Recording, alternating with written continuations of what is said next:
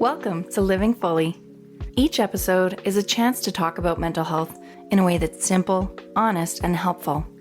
We'll share stories, tips, and tools to help you feel supported and feel your best. I'm your host, Catherine Hertig. With Valentine's Day just around the corner, it's easy to feel the pressure, especially if you're not in a relationship.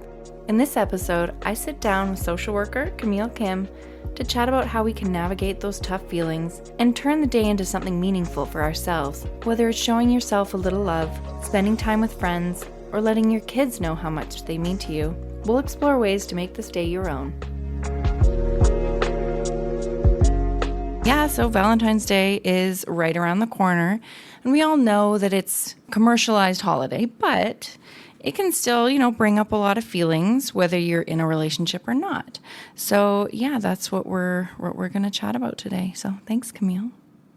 Sounds good. Thanks, Catherine. I'm happy to be here. Yeah. So, Valentine's Day, it can bring up a lot of emotions. So Camille, why do you think it can feel so tough for people who might be alone on this day? Oh, wow. Great question. I just want to put a disclaimer that anything I share is really just opinion based on my experiences and knowledge. And if anything I say, doesn't fit with an audience member, take what they want and leave the rest. In my thoughts about that is that, whenever there's a specific holiday that's designated as, hey, this is the holiday for love, specifically romantic love, although that's been expanded recently to other forms of love, whether it be from friend to friend or a parent to a child. Yeah, like a Valentine's Day. Valentine's Day. What is that? I haven't heard that. You haven't? Oh, I don't know if it originated here, but I first heard of it through the show Parks and Recreation. And, a character on the show started that day. I think it was February 13th, and she would get all her girlfriends together and just celebrate friendship. So it was her take on the holiday. Yeah. So your question about why it brings up a lot of feelings, I think because it's kind of glaring. It's been designated as this day to celebrate love, and that would make people stop and ponder what they have, what they don't have, where that fits in with them. And sometimes that could bring up comparisons to others that aren't helpful. I was just going to say, there'd be a lot of comparison. I can definitely remember times years ago, like in my 20s, when I see all my friends in relationships who, are going out on these fancy dates. And it just, it kind of makes you feel different. And it kind of, especially if you're not if you don't feel okay with being alone, you can, it just kind of magnifies it for that one day. I would think so too, and you brought up a good point. Like if you're yearning for that and that's something you really want, it can be a reminder of grief and loss, like what we don't have. For sure. It's definitely everyone should want or need, you can only be happy in a relationship. But if that is something that you desire, if it's kind of being shoved in your face, that can be hard, right? It can be really hard. And a lot of people do want that. Yeah. But also when you look at these images online or social media or people's posts, boy, it sure looks so perfect, doesn't it? Yeah. Oh, totally. We could have a whole other conversation just about that and how, curated and filtered the internet and social media is. Yeah. And that might be helpful to keep in mind, too, around that day, seeing people's posts. Just a reminder that, it's also challenging being in a relationship, and it also has ups and downs, and nothing's perfect. And we can romanticize the idea of it, but those people are just regular folks who might have had an argument before or after that photo was taken. Yeah, I think, we tend to get in a spot like, oh, this thing that I want, this place in life that I want to be, it's going to be like life will be better if I have that relationship or that job or whatever. But it's like, you're going to have problems there too.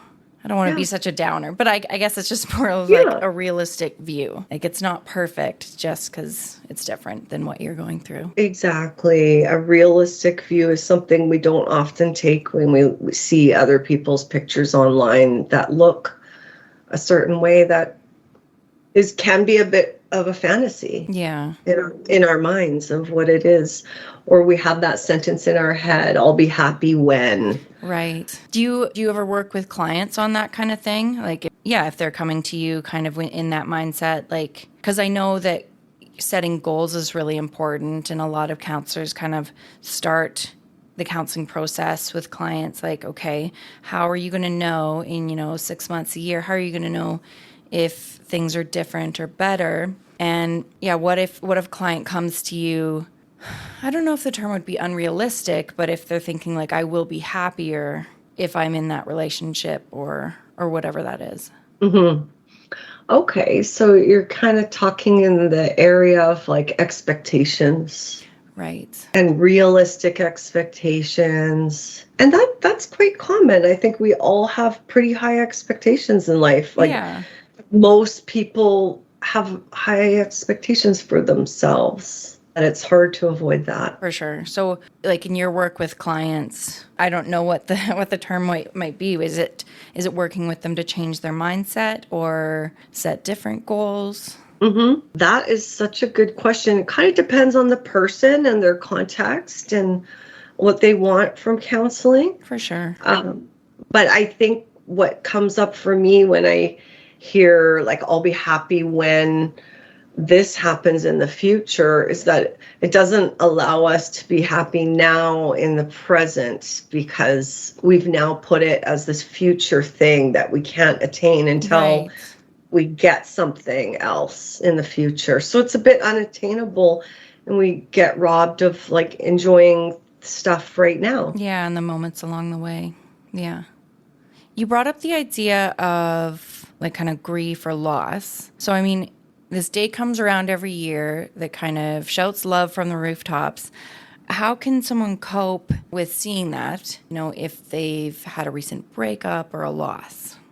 That would be hard. I mean, I think it would be realistic to assume that people would be reflecting on someone that they were connected to in that way, or had memories or times together that were romantic, or friendship that seems fitting with Valentine's Day. Yeah.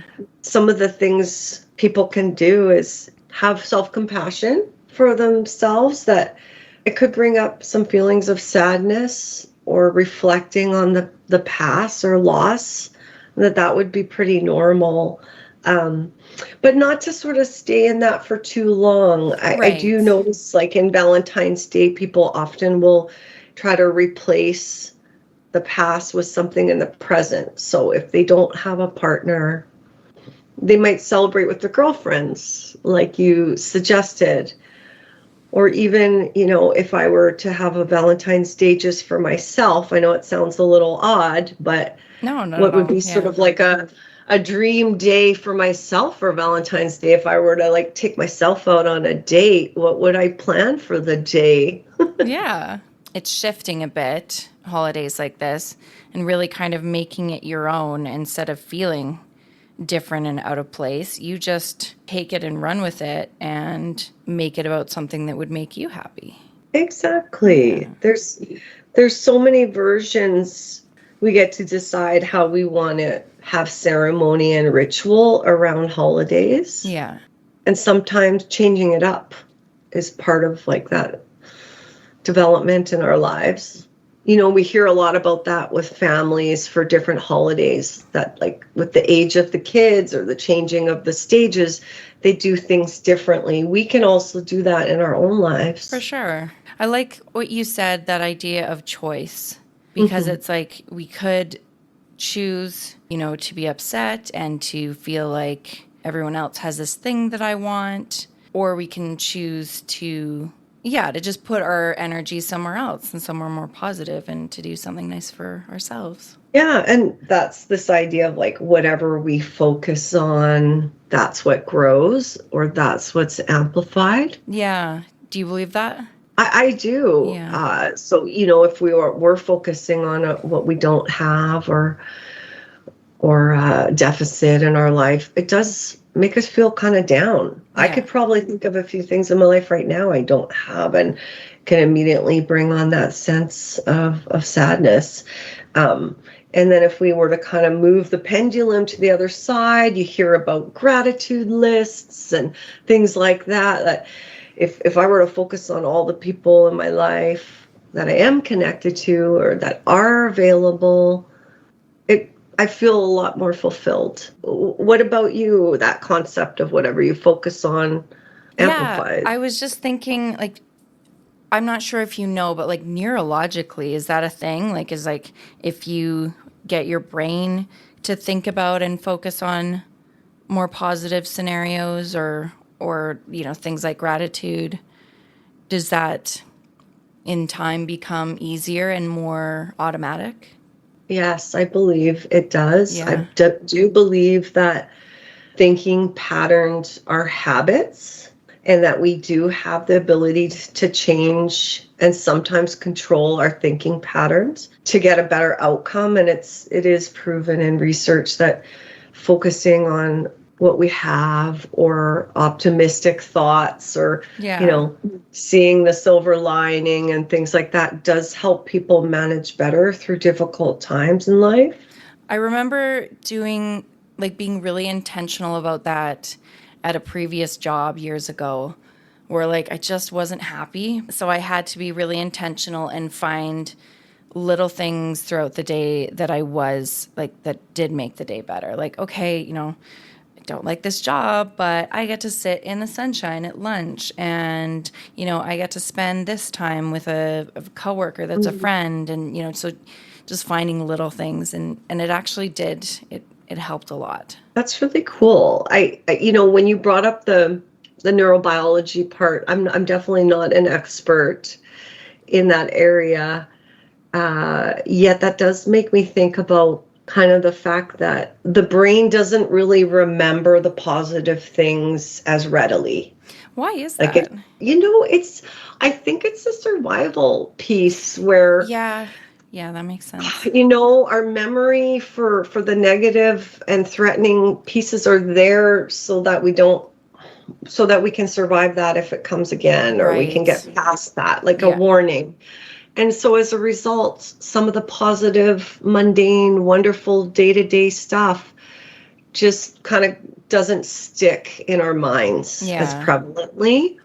So I think about when you were moving towards like just sitting in the sun and chatting with your friend, that it kind of allowed you to just enjoy what that was in the moment. Just like really being intentional about finding the good things that are happening to you. Yeah. Yeah. Yeah, and sometimes logging them. So because the memory tends to log and remember some of the negatives, it is a great practice to log your weekly happenings. Yeah. Small things that were enjoyable, small connections that were fun that maybe we wouldn't stop and reflect on. Right. Yeah, I like to do that too. What are your thoughts on this? Like, is that helpful? Like, because like the physical act of writing it down helps cement it more? Or is it that you can look back on it and read it, or both? Or what do you think? I would think it would be both. And mostly looking back on is more accurate. Okay. So if you've logged a whole week of small things that were enjoyable, that typically we would forget that on, Monday I went for a walk and like observed some really cool birds, and that made me feel really good. Yeah. But at this point, I'd probably forget that. But if I logged it, I could look back and instead of going like, it was kind of a so-so week, I didn't really do anything. Oh, actually I did. Yeah. Oh, I remember doing that. Oh yeah, thank goodness I reminded myself. Forgot about that fun conversation on the phone or that cool little thing I got to read over here. Shifting back to kind of, tying this into Valentine's Day, what are some ways that you think we could shift the focus of the day to celebrating ourselves instead of focusing on being in a relationship? I love that. I noticed that the meaning of Valentine's Day is a little limited. Like we've got the stereotypical chocolates and the heart box and the flowers. Yeah. Right? It's kind of like very limited and basic. And we can get a lot more creative as humans of all the different ways we can express or receive love with friends or children or parents, or even with ourselves. So maybe even just talking with our friends and family about that. Like, what would that be like to create some new traditions around Valentine's Day? Anybody have any cool ideas? And I actually was going to ask you, like, if we had a day to treat ourselves, which could include friends or family members or ourselves, what would it look like? Like a fun day. Yeah. Like for a realistic fun day. For myself? Yeah. Yeah. Oh, that is a good question. Probably exercise. I'd go for a run. I'd eat really good food. Probably watch a movie. I love that as well. I love that. That's really cool. I recently wrote a list of like self-care Sunday checklist. Oh. Kind of what would I do if I had a Sunday to myself and could check off all these fun things I wanted to do realistically. And I wrote it out. And I wonder if something like that for Valentine's Day would be helpful as well to kind of help people focus on some of the activities that are just fun but easy, like reading, like going to a movie. Yeah, I love that. I saw something, I don't know, it was on Instagram a while ago, but it really stuck with me. It was something about how as adults we really need to bring more fun into our lives. Yeah. Like we need to choose fun and do those little things that bring us joy. And I love that idea, even if it is small. Like, yeah, I'm going to buy myself that cookie and I'm going to watch that cheesy reality show that I love and I'm going to buy these. I mean, it doesn't have to be purchases, but just doing those things because they bring you joy. Yes, I love that. And to be honest, fun is so underrated. Like, fun is fun. I also think it's good to think back to childhood sometimes and adolescence and young adulthood. If we're older, we get in routines around work and responsibilities and busyness. We kind of lose the sense of like curiosity and exploration that we might have had. And like getting really creative with activities that are also free. Exactly. Yeah. Do you know, like I've got girlfriends, we're getting together for Valentine's Day to do some crafts. Awesome. And we're just going to get together, have some tea and do some crafts. And that is kind of like something we would do as kids. Totally. Yeah. I was definitely an arty kind of child. Yeah. So I would definitely do that. Yeah. And there's something about that when we do things that we used to love that we forget about as adults that puts a spark in us. Yeah. It feeds some part of us that is very loving. Like, for example, when was the last time you danced or you went dancing or? It's been a long time. Yeah. Right? Yeah. Right? But that's something so simple and free and we can do right in our living rooms with our music. And, and it can be really fulfilling. Kids are so much better at that, at just doing something because it's fun. Like they don't really need a purpose or an outcome out of it, but they just want to do it because it's fun. I took an art class years ago, and the instructor had a really cool point. Like if you tell like a group of children to draw, to draw a tiger, there are not going to be many questions, and you're going to see all different kinds. You're going to see big tigers and small tigers, and maybe tigers that are purple, and tigers that are sitting, lying down. But if you gave that same instruction to a group of adults, we don't like that like unstructuredness. Like they'd want to know, like, okay, well, do you want me to draw like a cartoon or a realistic tiger, or is it in the jungle, or is it at the zoo? And we kind of want that structure. So yeah, I think it would be good for us to give ourselves a bit more freedom around fun. Yeah, fun is often like just in the experiencing of being present, doing something maybe we haven't done in a while, and just the newness of it is kind of exciting. Yeah. So this has come up a lot, like the idea of comparison around Valentine's Day. Yeah. So how do we deal with that?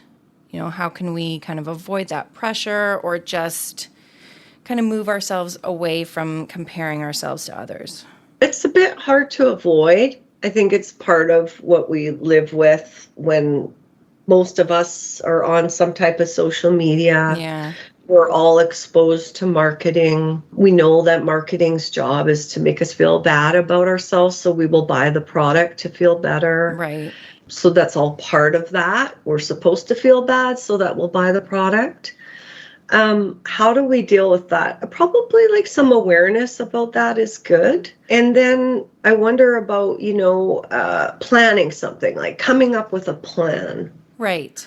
Yeah. Because sometimes coming up with a plan is really helpful. And I think Valentine's Day is just one day. So there's a lot of pressure. And we can even expand it to like Valentine's week. Or jokingly, Valentine's month, just to give us more opportunity and time if we want. It's the same as with birthdays. When your actual birthday comes, there's just such a high expectation that if it doesn't go all well, or not everybody remembers, or we didn't get that dinner in that we had planned, or whatever, there can be a lot of expectation followed by disappointment because there's a lot of pressure. Right. But if we can give ourselves more opportunity and have like birthday week, I like birthday Valentine's week, right? Or birthday month. Then it's suddenly the parameters of time to have that fun and celebrate ourselves and others is a bit wider. And I think that helps. Yeah. I'm doing it. I'm instituting birthday month. Yeah. That's what we do in our family. It's been that way for a long, long time. Oh, I love it. Yeah. So that it relieves that pressure of like trying to fit it all into those 12 hours. Yeah. Yeah, I guess anything that's just one day, that's so much pressure. Like around weddings, I'm thinking. It's so much pressure. Christmas, too, is quite a lot of pressure that way. I was thinking about if you could buy yourself some flowers, what flowers would you pick? And the reason I'm asking this is because we don't often indulge our own desires and then go out and get it for ourselves. We kind of think someone else needs to do that for us, like a partner or someone else. Yeah. But how often do we actually that Miley Cyrus do it song for ourselves? That Miley Cyrus song, it got to us all. Yeah.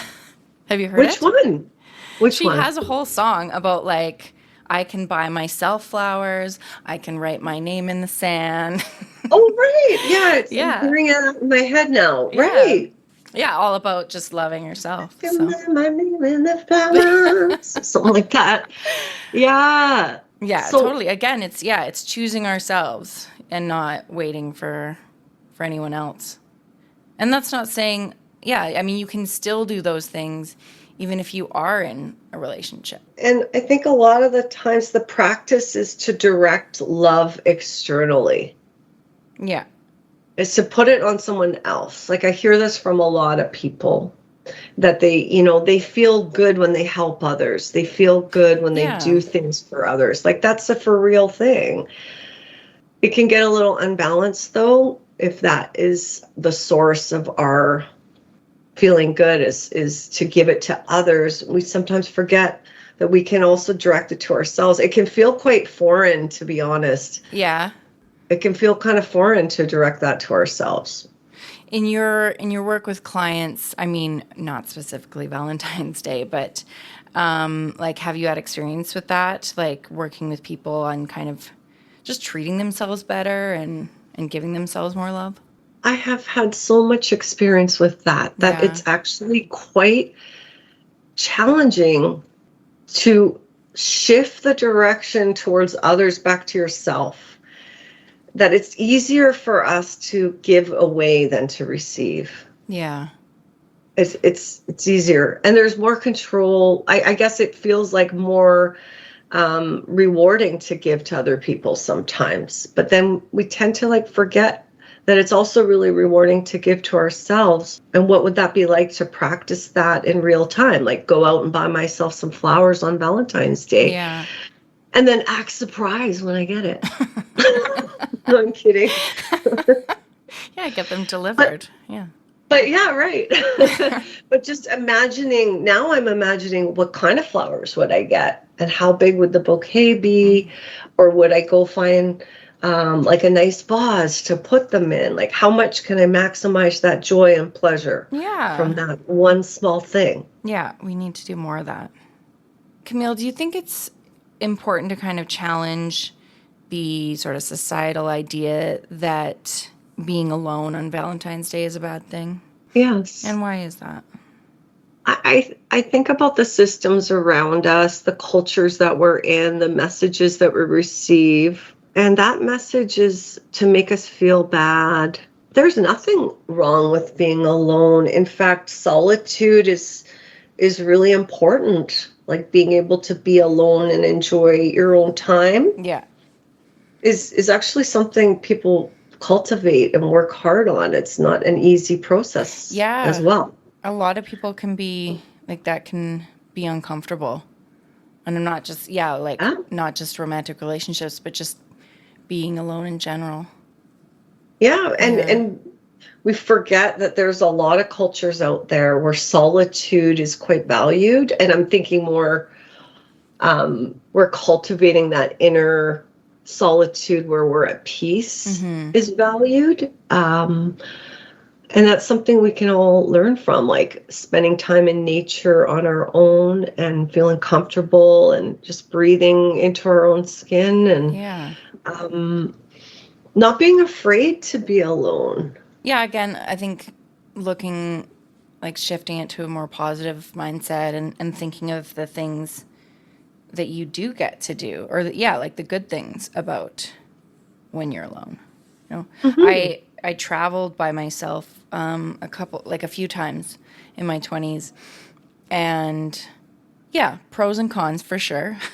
But you know, being alone, I got to completely choose my own schedule, did what I want, ate what I wanted, when I wanted, and that was pretty cool.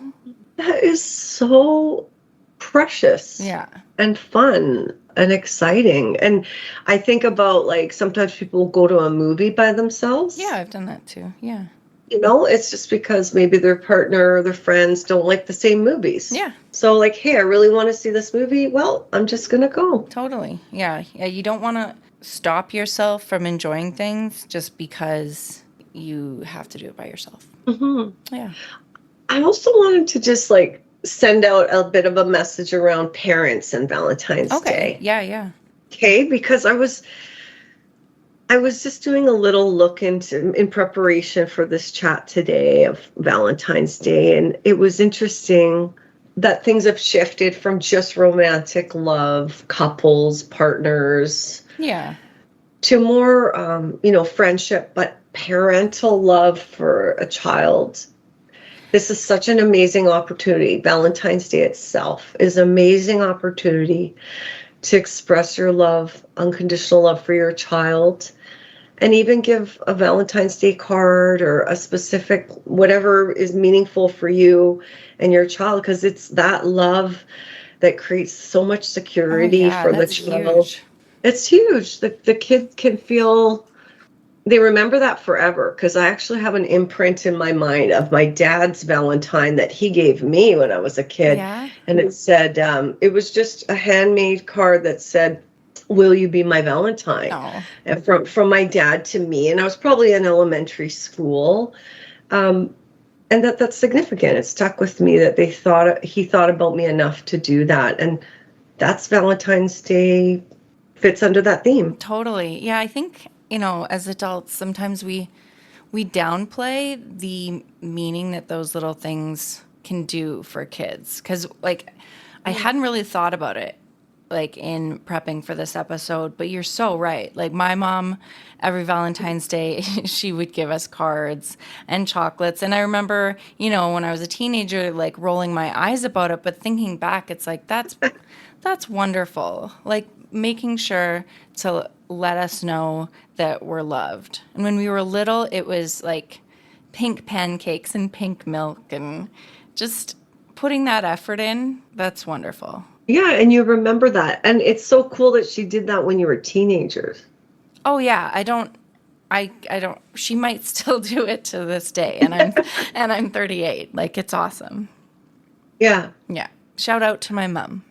Yeah, shout out to all the parents out there when they you know, why not use that Valentine's Day to make your kid feel extra special? Yeah. What a great opportunity for bonding. Yeah. Yeah. And like you've been, you know, sometimes cooking or baking, like it can be quite inexpensive to make your own cookies or or just and have that experience with your kid too. Yeah. Yeah, because I'm remembering, like, I have a 13-year-old stepson, and I have a lot of memories of, you know, baking with him, cooking with him. Like, those things, those moments seem small. They might seem small at the time. But again, like, it's making those memories. It is. It is. And it's also okay to reject Valentine's Day altogether as well. Of course. Yeah, that's such a good point. Mm-hmm. So, yeah, what would you say around that? Like, just, we can just not even acknowledge it? Yeah, I mean, I certainly can relate to that at times, feeling like this is a external thing put on me that I'm supposed to adhere to today, and I just don't have time for it, or I just don't want to put energy into that right now, or something along those lines. And that we don't have to. It's a choice how we participate or not. It's not something we have to participate in. For sure. Yeah, we don't have to put our energy into that, whatever that looks like. Yeah, very good point. Camille, if someone is feeling really down about being alone on Valentine's Day, what's just one small step they could take to feel better? I think it's worth acknowledging that feeling and that that's okay. Sitting with it for as long as you need to feel it. Some people might have a cry. They might feel lonely, and that's okay. And then it is recommended to reach out to a trusted friend or family member and share with them how you're feeling. Yeah. That sometimes it can alleviate that feeling by just saying, I'm feeling a bit lonely today, and wonder how you're doing. Yeah, like that's good. That's an easy little first step to take. Yeah. Yeah. Yeah, recognizing you're not alone, that other people might feel that. In fact, sometimes that person that you reach out to might also be feeling that. Exactly. Yeah. And we wouldn't know unless we reached out. Mm-hmm. Well, thank you so much, Camille, for this chat. You've inspired me to go out and get myself flowers. So. Thanks so much, Catherine. Me too. I'm wishing you all a happy Valentine's Day or week or month. Excellent. Well, thank you. Everyone listening, I hope you have a fantastic Valentine's Day, whatever that looks like. You've been listening to Living Fully, a Calgary Counseling Centre podcast. Thank you for tuning in. This episode was produced by Nick Here, Louisa Campos, Manuel Montano, Jenna Forbes, and by me, Catherine Hertig. A special thanks to Camille Kim. To stay up to date on our latest episodes, be sure to subscribe. We're available in your favorite podcast app. Living Fully is a production of Calgary Counseling Centre and recorded in Calgary on Treaty 7 territory. Living Fully podcast is not a substitute or alternative for professional care or treatment. Calgary Counseling Centre and Counseling Alberta provide effective counseling to anyone in Alberta with no waitlist and no financial barriers. Find us online at calgarycounseling.com and counselingalberta.com. For help across Canada and the United States, call 211. If you are outside of Canada and the US, seek help from your general medical practitioner.